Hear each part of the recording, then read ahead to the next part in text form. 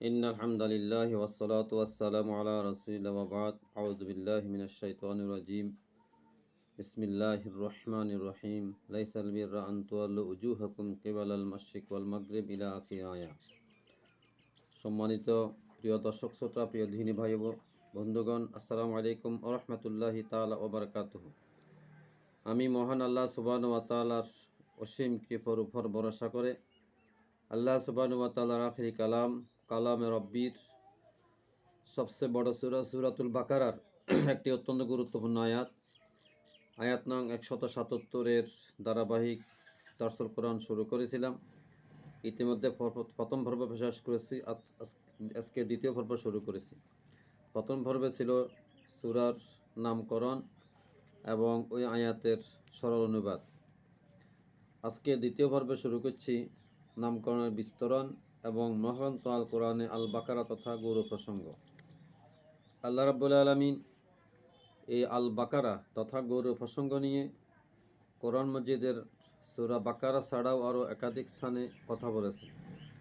আল্লাহ তাআলা সূরা আল আনআমের 144 নং আয়াতে বলেছেন, সামানিয়াতা আজওয়াজ মিনাদ দন ইসনাইন ও মিনাল মাজ ইসনাইন কুল আয-যাকারাইন হাররামা আমিল উনসায়াইন। আল্লাহ তাআলা বলছেন, এই পশুসমূহের মধ্য থেকে 8 জোড়া, তার মধ্যে রয়েছে মিনাদ দন ইসনাইন ও মিনাল মাজ ইসনাইন কুল আয-যাকারাইন হাররামা আমিল উনসায়াইন আম্মাশতামাত আলাইহি আরহাম উনসায়াইন নাব্বিউনি ইন কুনতুম সাদিকিন ও মিনাল ইবিল ইসনাইন ও মিনাল বাকার ইসনাইন। এই 8 জোড়া পশু থেকে ওয়ামিনাল ইবিল ইসনাইন 2টা হলো উট থেকে, ওয়ামিনাল বাকার ইসনাইন 2টা হলো গরু থেকে। কুল আয-যাকারাইন হাররামা আমিল উনসায়াইন। আল্লাহ তাআলা বলেন, রাসূল আপনি তাদেরকে জিজ্ঞাসা করুন তাদের উপর কি কুল আয-যাকারাইন হাররামা আমিল উনসায়াইন, তাদের উপর কি পুরুষ 2টা হারাম করা হলো না নারী 2টা হারাম করা হলো। আম্মাশতামালাত আলাইহি আরহামুল উনসায়াইন, না তাদের ফেটের মধ্যস্থিত সমূহ হারাম করা হলো।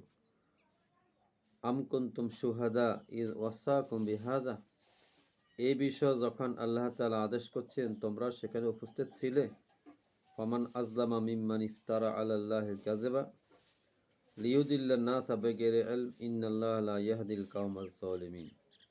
আল্লাহ তাআলা বলতেছেন, ওই ব্যক্তির চেয়ে সবচেয়ে বড় জালিম অত্যাচারী অপরাধী আর কেউ নেই যে আল্লাহর ব্যাপারে মিথ্যা আরোপ করে মানুষদেরকে সঠিক পথ থেকে বিভ্রান্ত করার জন্য, যারা ইলম শূন্য তারা। ইন্নাল্লাহা লা ইয়াহদিল কওমাজ যালিমিন, আল্লাহ তাআলা অপরাধী অবিচারী সম্প্রদায়কে সুপথ প্রদর্শন করেন না। এটা সূরা আল আনআমের 154 নং আয়াত। এই আয়াতে আল্লাহ তাআলা ওয়ামিনাল ইবিল ইসনাইন ওয়ামিনাল বাকার ইসনাইন, এখানে বাকারা শব্দটি উল্লেখ করেছেন। অনুরূপভাবে এই সূরার 146 আয়াত আল্লাহ তাআলা বলছেন, ওয়া আলাল্লাযিনা হাদু হাররামনা কুল্লা যী যুফরিন ওয়া মিনাল বাকারি ওয়াল গানামি হাররামনা আলাইহিম শুহুমাহুমা। ওয়া আলাল্লাযিনা হাদু, যারা ইহুদি ছিল তাদের জন্য আমরা হারাম করেছিলাম কুল্লা যী যুফরিন, প্রত্যেক নখরযুক্ত খাদ্য। তার মধ্যে ছিল মিনাল বাকার গরু, ওয়াল গানাম ভেড়া, হাররামনা আলাইহিম শুহুমাহুমা, তা এই গরু ভেড়ার দুম্বার চর্বিসমূহ তাদের জন্য আমরা হারাম করেছিলাম। ইল্লা মা হামালাত যুহুরুহুমা, যেটা তাদের ফিটে ছিল, অথবা আবিল হাওয়াইয়া আও মাখতালাতা বিআজমিন, অথবা অন্ত্রে ছিল অথবা হাঁটার সাথে মিশেছিল, সেগুলো ছাড়া।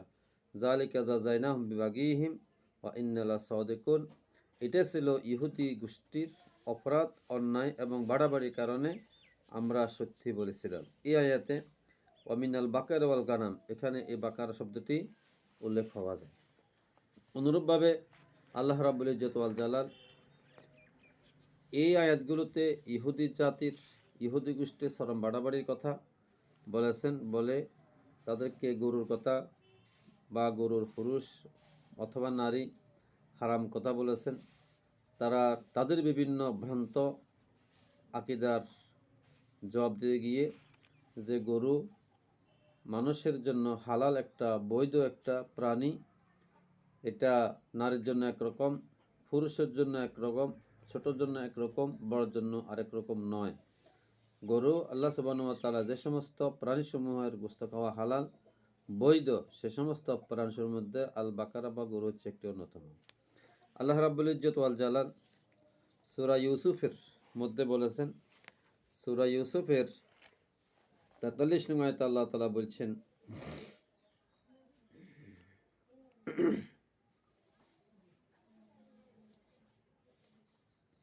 ওয়াকাল আল মালিক ইন্নী আরা সাবা বাকারাতিন সিমান ইয়াকুলহুন্না সাবুন ইজাফুন ওয়া সাবআ সুম্বুলাতিন খুদিন ওয়া উখরা ইয়াবিসাত ইয়া আইয়ুহাল মালাউ আফতুনি ফি রুইয়া ইন কুনতুম লিরুইয়া তা'বুরুন।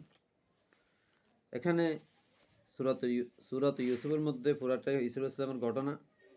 সেখানে মিশরের রাজা মালিক বললেন, ওয়াকাল মালিকু ইন্নী আরা সাবা বাকারাতিন সিমানিন, ইউসুফ আলাইহিসসালামকে লক্ষ্য করে বললেন যে আমি স্বপ্ন দেখলাম সাবা বাকারান সেমান ইয়াকুলুনা সাবুন ইজাফুন, 7টা তরুতাজা গাবি এবং 7টা ক্ষীণকায় গাবি, 7টা তরুতাজা গাবিকে 7টা ক্ষীণকায় গাবি অর্থাৎ শুষ্ক দুর্বল অসহায় জাতের গাবি 7টা তরুতাজা গাবিকে বক্ষণ করে ফেলছে। ওয়াসাবা সুম্বুলাতিন খুদিন ওয়া উখরা বিসাত, এবং দেখলাম 7টা শীষ তরুতাজা আর বাকি 7টা শীষ শুকনা। ইয়া আইয়ুহাল মালাউ, হে আমার সভাসদগণ, আফতুনি ফি রুইয়া, তোমরা যদি সক্ষম হয় স্বপ্নে তোমরা তাবির করতে, ব্যাখ্যা করতে তোমাদের সক্ষমতা থাকে, তোমরা আমার এই স্বপ্নের সফল ব্যাখ্যা দান করো। ইন কুনতুম লিরুইয়া তা'বুরুন, যদি তোমরা স্বপ্ন বিশেষজ্ঞ হয়ে থাকো। আল্লাহ তারা জবাব দিল, আপনার এই স্বপ্ন, কালু আদগাস ওয়াহলামিন ওমা নাহনু বিতাবির আহলাম বিআলিমিন, এই স্বপ্ন একটা নিরর্থক ব্যর্থ স্বপ্ন, আমরা আসলেই স্বপ্ন বিশেষজ্ঞ নই।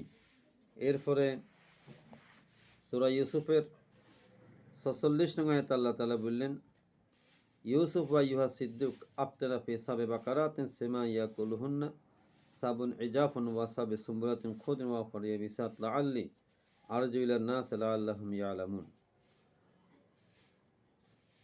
তখনকার মিশরের বাদশাহ মালিক ইউসুফ ইসলামের রক্ষা করে বললেন, ইউসুফ ওয়া ইউহা সিদ্দিক, হে সত্যবাদী।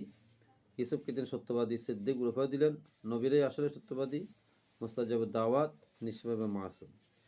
আফতিনা ফি সাবে বাকারাতিন সিমান, আপনি আমাকে এই বিষয়ে ফতোয়া দেন, ফয়সালা দেন, সমাধান দেন যে ফি সাবে বাকারাতিন সিমান, 7টা তরুতাজা মোটা তাজা গাবি, ইয়াকুলুহুন্না সাবুন ইজাফুন, তাদেরকে 7টা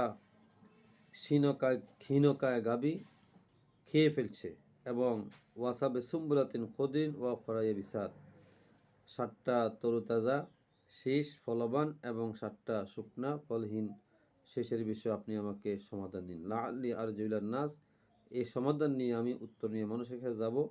লাআল্লাহুম ইয়ালামুন, যাতে মানুষ এই বিষয়ের সম্যক অবহিত হতে পারে। আল্লাহ রাব্বুল আলামিন এই কয়টা আয়াতের মধ্যে বাকারা শব্দটা উল্লেখ করেছেন। যে কয়টা আয়াত, সূরা আল আনাম 144 নং আয়াত, সূরা আল আনাম 147 নং আয়াত, সূরা ইউসুফের 43, সূরা ইউসুফের 47 নং আয়াত। এর পূর্বে আমি বলেছিলাম গরু বিষয় আল্লাহ তাবারক ওয়া তাআলা সূরা বাকারার 67 নং আয়াতে একবার, সূরা বাকারার 68 নং আয়াতে একবার, সূরাতুল বাকারার 69 নং আয়াতে একবার, সূরাতুল বাকারার 70 নং আয়াতে একবার, সূরাতুল বাকারার 71 নং আয়াতে একবার বাকারা শব্দটির কথা উল্লেখ করেছে। এইখানে কয়েকবার সমুট, এই কয়বার আল বাকারা, বাকারাতুন বা বাকারাতিন শব্দটা কোরআন মাজিদে উল্লেখ করেছেন। আল বাকারা প্রাণী জগতের একটি অংশ। আমি পরবর্তী বক্তব্যে বাকারা তথা গরুর বাচ্চা এবং তারপরে কোরআন মাজিদের পুরা কোরআনের প্রাণী জগৎ নিয়ে কথা বলবো ইনশাল্লাহ। এখন আল বাকারা আল্লাহ সুবহানাহু ওয়া তাআলার সৃষ্টির প্রাণী জগতের একটি। বাকারা কোনো দেবতা নয়, বাকারা তথা গাবি কোনো পূজনীয় বস্তু নয়। বাকারা তথা গাবি বা গরু কোনো মাজাত নয়। এটা আল্লাহ তাবারক ওয়া তাআলা সৃষ্টি জগতের একটি প্রাণী। আল্লাহর সুবহানাহু ওয়া তাআলা যে সমস্ত প্রাণীকুলের গোস্ত খাওয়া মানবতার জন্য বৈধ হালাল করেছেন, সেই বৈধ প্রাণীসমূহের মধ্য থেকে একটি। কিন্তু মুসা আলাইহিস সালামের জাতি এই গরুকে দেবতা হিসেবে গ্রহণ করেছিল। বর্তমান সময়ে অনেক অমুসলিম জাতিগোষ্ঠী গরুকে মা হিসেবে গ্রহণ করে, তাদের দুধ খেতে পারে, গোস্ত খেতে পারে না। গরুকে নিয়ে, বাকারাকে নিয়ে বিভিন্ন রকম ভ্রান্ত মতবাদ, মূল্যহীন বিশ্বাস, চেতনা ধারণ এবং পালন করা হচ্ছে। আমরা গরুকে একটা হালাল প্রাণী হিসেবে গ্রহণ করি। সেটা আমাদের কৃষিকাজ সহ বিভিন্ন কাজে ব্যবহৃত হয়। গরুর গোস্ত হালাল হিসেবে আমরা খাই এবং বিশেষ করে বাংলাদেশ সহ এই উপমহাদেশে প্রতি বছর ঈদুল আজহা তথা কোরবানির সময় অসংখ্য গরুকে মানুষ আল্লাহ সুবহানাহু ওয়া তাআলার কোরবান হিসাবে জবাই করে থাকেন। অতএব গরু আল্লাহ তাআলার বাকারা তথা গরু গাবি আল্লাহ তাআলার একটি প্রাণী, একটি সৃষ্টি। এটা পূজনীয় নয়, এটা দেবতা নয়, এটা মা নয়। মানুষের জন্য আল্লাহ তাআলার দেওয়া একটি উপহার বা নিয়ামত হিসেবে আমরা ভোগ করব। এই সূরাতুল বাকারার 177 নং আয়াতের দাসুল কোরআনকে কেন্দ্র করে সূরাতুল বাকার নামকরণ এবং নামকরণের বিস্তরণ, কোরআন মজিদে আল বাকারা নিয়ে যেসব কথা আল্লাহ সুবহানাহু ওয়া তাআলা বলেছেন, সেটা কথাগুলো আমি সংক্ষিপ্ত এখানে উপস্থাপন করছি। পরবর্তী বক্তব্যে আমি ইনশাআল্লাহ তাবারক ওয়া তাআলা গরুর বাচ্চা